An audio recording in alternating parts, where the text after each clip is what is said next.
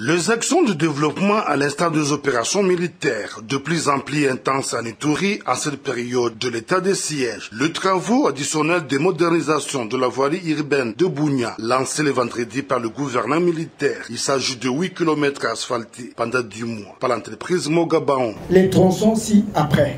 Athénée et Régie des eaux, 2 km. Yambi Mbandaka, 3 km. Parquet rond-point 0, 1 km.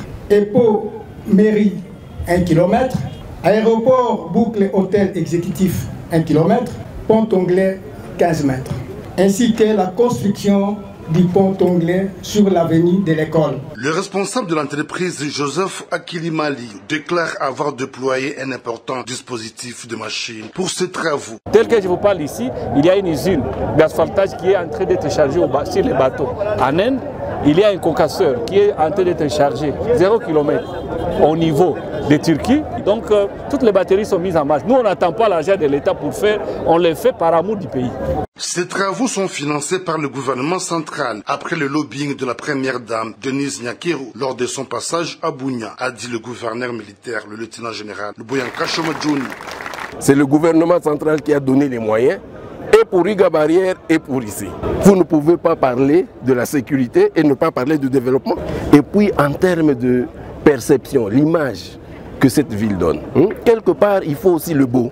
Ça facilite aussi la fluidité. Que Dieu Tout-Puissant bénisse tous ses travaux et le fasse couronner de tout succès qui vient de lui, au nom du Père et du Fils et du Saint-Esprit. Amen. Les habitants de Bunia se disent heureux de voir l'administration militaire poursuivre la modernisation de la voirie urbaine de Bunia, en plus des opérations de traque de groupes armés. 8 km bientôt c'est peli, mais tout le monde se bat ici à plus à 20, 50 et ça la vie bien la population à Bunia. Pour faire peser belé, ça lui va bien va bon là. Pour toute la population iturienne, c'est de soutenir l'état de siège.